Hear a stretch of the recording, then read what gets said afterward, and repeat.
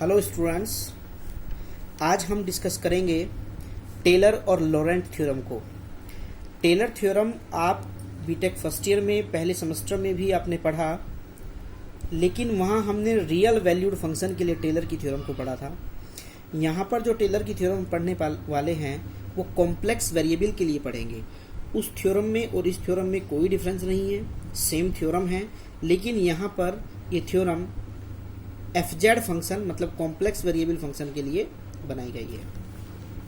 If fz is analytic function inside a circle C with centre A radius का, ए centre का एक circle हमारे पास है जिस सर्किल को हमने C का नाम दिया है। Then for all z inside C, जितने भी z हैं, z कहीं पर भी है वो इनसाइड C, इस C के अंदर की तरफ है। हम z को यहाँ ले सकते हैं, z को यहाँ ले सकते हैं, z यहाँ भी ले सकते हैं, z यहाँ भी ले सकते हैं, z इस पूरे रीजन में हम कहीं पर भी ले सकते हैं। देन तब ये कहा गया fz equals to f of a plus z minus a f dash a plus z minus a का whole square upon factorial two f double dash a plus up to and so on z minus a to the power n upon factorial n f n a plus up to and so on. यही Taylor की theorem अपने complex variable function के लिए जो पढ़ रहे हैं, यही रियल वैल्यूड फंक्शन के लिए पढ़ी थी। बस यहाँ z की जगह पे x हुआ करता था, अबाउट द पॉइंट a ये थ्योरम होती थी। ये ऑलरेडी आप पढ़ चुके हैं। इस थ्योरम को हम ऐसे भी लिख सकते हैं fz equals to summation n where equals to 0 to infinity an z minus a to the power n। इसे देख करके भी आपको समझ में आ रहा होगा, फेबोनियस मेथड से पहले हमने एक पावर सीरीज पढ़ी थी। उस पावर सीरीज को हम कुछ इसी तरीके से लिखते थे। वहाँ पे ये an एक कांस्टेंट होता था, यहाँ भी कांस्टेंट है, और इस an की डेफिनेशन बताई गई है fn a upon factorial n। मतलब जो भी हम इसके अंदर ये fn a वाला पार्ट ले रहे हैं, फैक्टोरियल n वाला जो ये हम ले रहे हैं, इनकी जगह पे हम a1 a2 भी रख सकते हैं।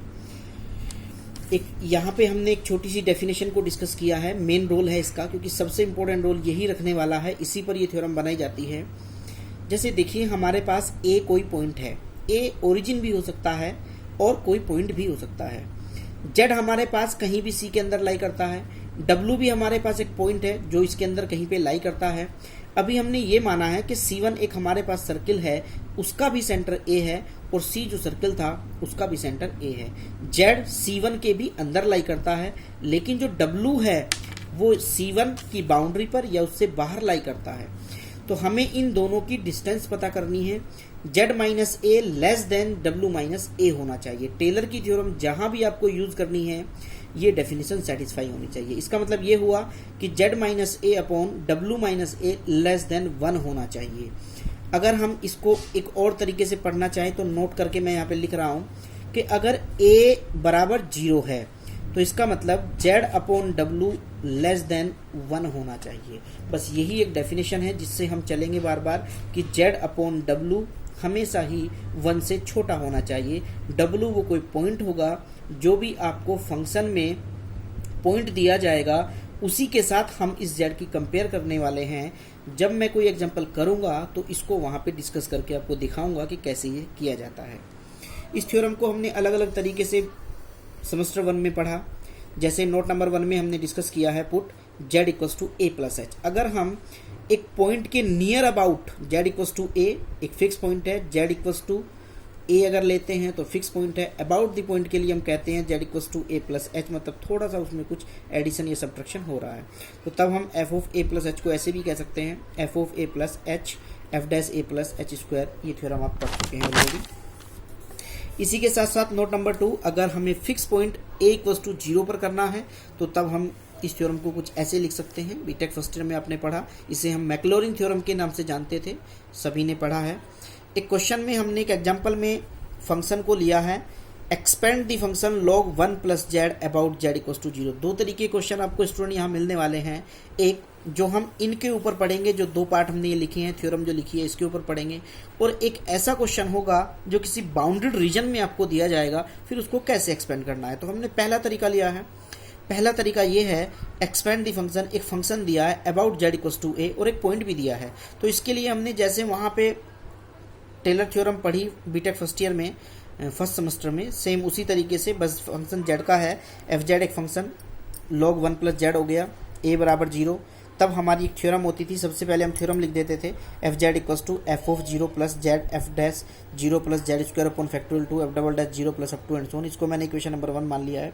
अपने पेज के 2 पार्टीशन बनाए, एक तरफ हम एफ जेड फंक्शन रखेंगे, दूसरी तरफ 0 एक फिक्स पॉइंट दिया था, 0 उसके अंदर हमने पुट किया, log 1 0 हो जाता है। एफ जेड का डेरिवेटिव निकाला, डेरिवेटिव निकालने के बाद डेरिवेटिव में 0 रखी। तो इसी तरीके से हम पॉइंट निकालते हुए गए, एफ डबल डैश 0 लिया, उसका डबल डेरिवेटिव किया, उसमें 0 रखा, ट्रिपल डेरिवेटिव किया, 0 रखा। इससे आगे और भी डेरिवेटिव कर सकते हैं। सारी वैल्यूज़ को हमने इक्वेशन नंबर 1 जो ये थ्योरम हमने लिखी थी उसके अंदर पुट कर दिया, और पुट करने के बाद आपका एक्सपेंशन कुछ इस तरीके से आ गया।